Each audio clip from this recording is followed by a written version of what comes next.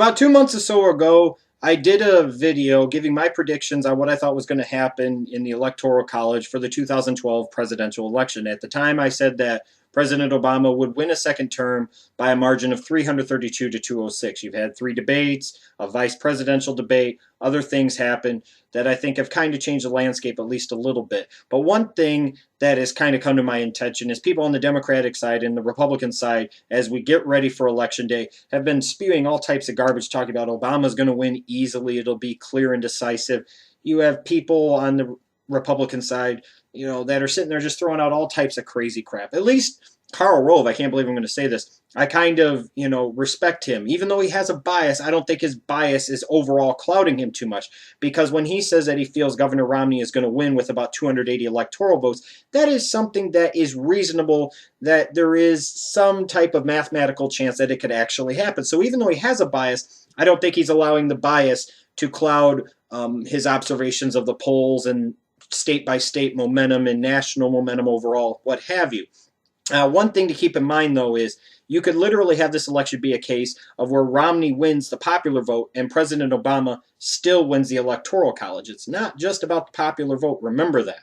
But I've seen people on the conservative Republican side, like George Will and Michael Barone and idiots like Dick Morris, talking about they feel that Governor Romney is going to win over 320 electoral votes, that this is going to be a decisive, almost landslide victory, to the point where Dick Morris seems to think that President Obama is going to lose Minnesota. Give me a fucking break. My point being in all of this is that just because they're talking heads on TV doesn't mean you should really heed them that much. I challenge you to this. After you've watched this video and you see what happens in the election this week and you see the results, you come back to this video and see, were they right or was I right? And if I'm more right than them, was I better able to remove any bias to give you a more objective, fair viewpoint than them? And if that's the case, what type of statement does that really make about cable news, our national mass media? It's really sad, honestly. There really, truly are only 11 or so, I guess you call them battleground states, even though I don't think 3 of them really belong. In the description box, you'll notice I put a category for Romney safe states and Obama safe states, states that everybody pretty much agrees will break for either candidate, which gives Obama a little bit of an electoral college lead heading into these remaining battleground states of 201 to 91. That's probably a relatively safe figure for both candidates, and shows you that Obama has a little bit of a lead, a little bit of an advantage, but maybe not quite the same advantage he did a couple months ago, but an advantage nonetheless. Let me go through and break down what I think is going to happen in the remaining states and let you know ultimately who I think will win and by how much. I'm going to start off with the 3 states that I have been classified as battleground states that I don't really think belong in that category. So there are 3 states that have been lumped in recent weeks into that toss-up or battleground category that all went Democrat in 2008, have all went Democrat for the past several presidential election cycles, and I expect to still hold true in 2012. That's Michigan, Pennsylvania, and Wisconsin. Between the 3 of them, that's 46 electoral votes. Michigan, it's Governor Romney's home state. The recent trend in that state has been a little more Republican, in part because of some of the different scandals that Democrats have been involved with. However, both of the senators from that state on the national stage are still Democrat. This is a state that's still very heavily reliant upon the auto industry for its economy. Auto industry that received a bailout from the federal government that Governor Romney opposed. Yes, he's done a good job of going into these 3 states and trying to expand the battleground and toss-up category, which he needed to do. But the problem is, Governor Romney doesn't have quite the same political capital as Senator Obama did in his campaign in 2008. While Obama's approval rating hovers around 50%, the approval rating for Bush and the Republicans in 2008 was much greater in terms of lower. It was in the mid to high 30s. So as a result, Obama was able to go in and win Indiana and Colorado and Nevada and Florida and Virginia and North Carolina and states that the Democrats hadn't been able to put in play in a number of years. So I don't see Romney being able to go in and win his home state of Michigan. I expect Obama's campaign to win by about 3%. Same thing in Pennsylvania. It's a blue dog, blue-collar Democrat type of state. Even though Romney's done a great job, I think, of making it competitive in the final days, I don't think it'll be enough. I still expect President Obama to retain in a state that he doesn't play particularly well in by about 2 or 3 percentage points. In Wisconsin, This, in theory, would maybe be the most questionable of the three. This is a state that only broke for John Kerry by less than a percentage point in 2004, but it was when in the column of Obama in double digits in 2008. You have Walker there as governor. The Senate race between Baldwin, the Democrat, and Thompson, the Republican, could have a large impact on who ultimately wins Wisconsin's 10 electoral votes. I would at this moment expect Tammy Baldwin, the Democrat, to win the Senate race in that state by about 2, maybe 3 percentage points. And I think President Obama still, that is yes, a blue collar, working class, blue dog Democrat type of state in general. Even though Paul Ryan's there, Romney's run a good campaign there, I still expect President Obama to be able to retain Wisconsin. Not by a huge margin, again, somewhere in that 2 to 3% category. But these are three states that have been tossed into the battleground category that I don't think really truly belong. And that would put Barack Obama at approximately 247 electoral votes and giving him, a much easier path to the presidency than Governor Romney. So now we get to what I think are the real battleground states, a total of 8 of them that will ultimately really be the determining factor of who will be the president of the United States for the next 4 years. There are 2 that I think are going to end up being safely in the Romney camp. One that I predicted back 2 months ago, and one change I'd like to make. One is North Carolina. I think it's kind of evidenced by the fact that Obama's campaign didn't buy a last round of TV ads in that state. Romney's been pulling up about 4, 5, 6% there. North Carolina is a state that Obama barely won in 2008. I expect Romney to win that by probably 5 percentage points come Tuesday. And then Florida, this is kind of a surprise to me with Romney and Ryan's support of a voucher system for Medicare. I would have thought with the high senior population in Florida that this wouldn't have played well there, and this ultimately would have been a state that broke for Obama by 3 or 4%. I don't think that's going to be the case anymore. I do think this will be a close vote in Florida, but I would expect Romney and Ryan to win probably somewhere between 1 to 2%. So between Florida's 29 electoral votes, hence why it's such an important state and always gets thrown into that battleground territory, and North Carolina's 15 electoral votes, I think right now between safes and leans, that puts Romney at about 237, which puts him consequently 33 votes away from becoming the next president of the United States, which really means we have 6 or so true battleground states left in this election. So just to recap, right now with 6 battleground states left up for grabs, in my opinion, I have it as President Obama sitting at 247 and Governor Romney sitting at 237. Next 2 battleground states I'll look at here are Iowa and Colorado.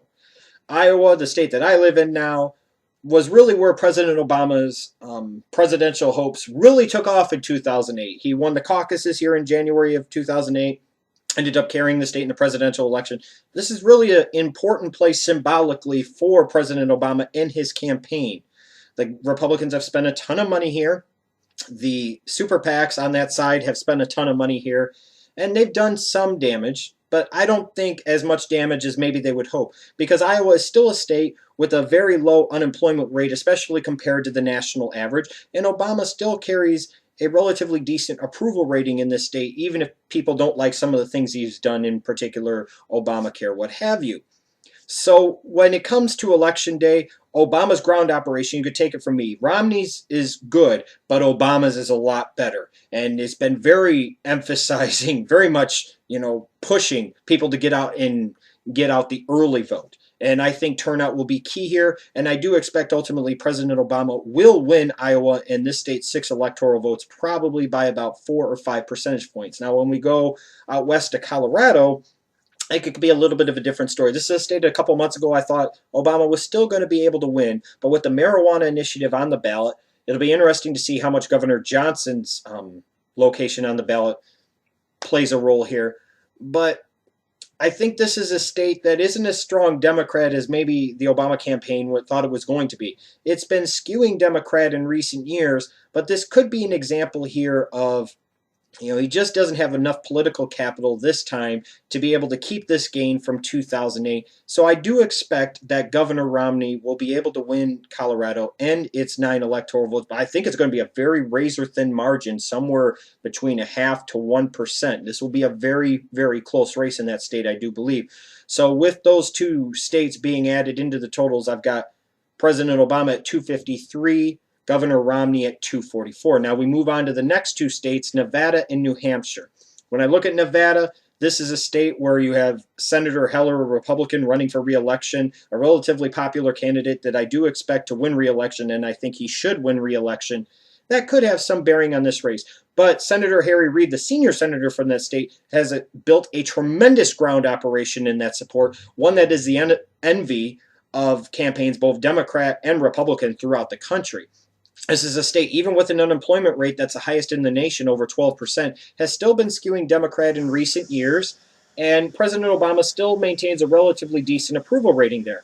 So as far as Nevada and its 6 electoral votes, I still ultimately expect them to go to President Obama, putting his total now at 259. We look at New Hampshire. This is a state, again, where it's in the liberal Northeast, so you would expect it to fit into the mold of these other liberal states in the Northeast, but it clearly does not. It does not at all.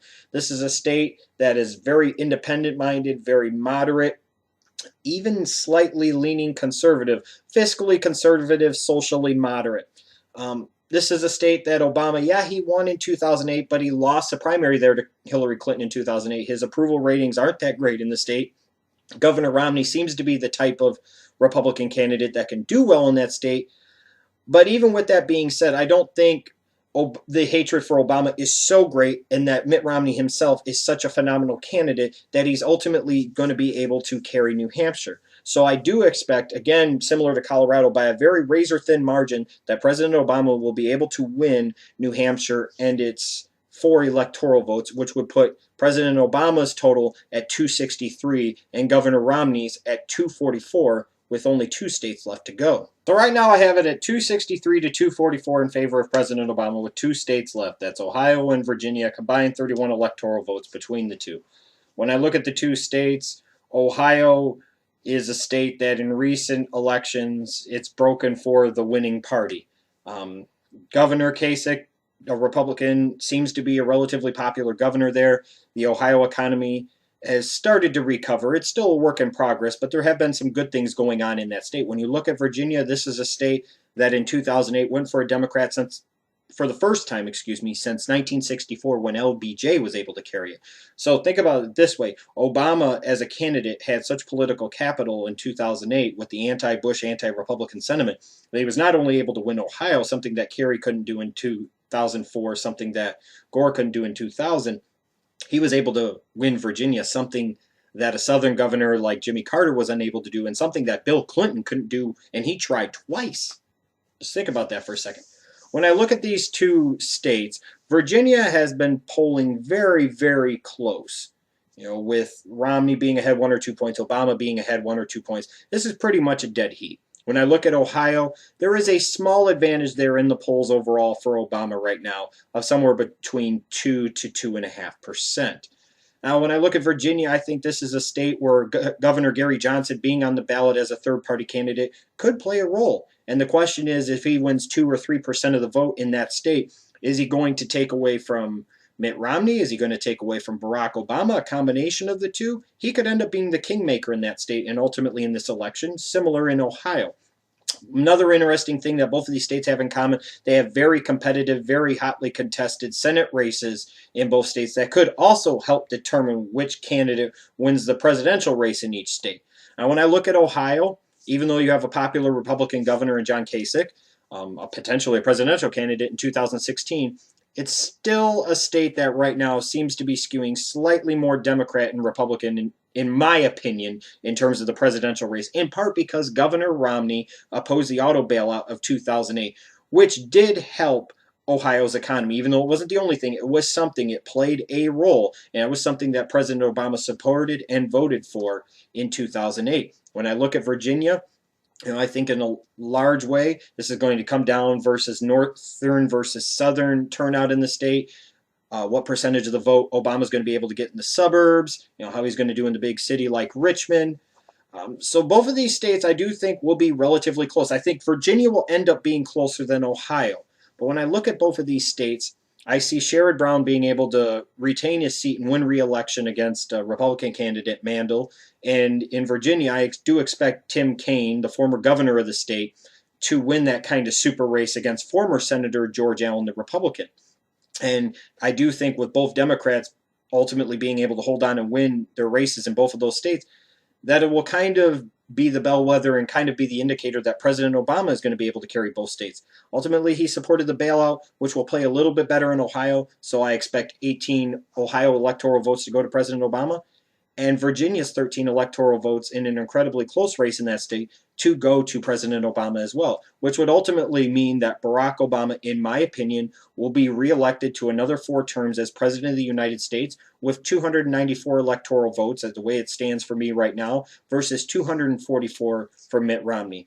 A closer race for sure than it looked like it was going to be a couple of months ago, which is a combination of mistakes that President Obama and his campaign have made and some of the good things that Governor Romney and his campaign have done. I want to know what you think is going to happen on Tuesday.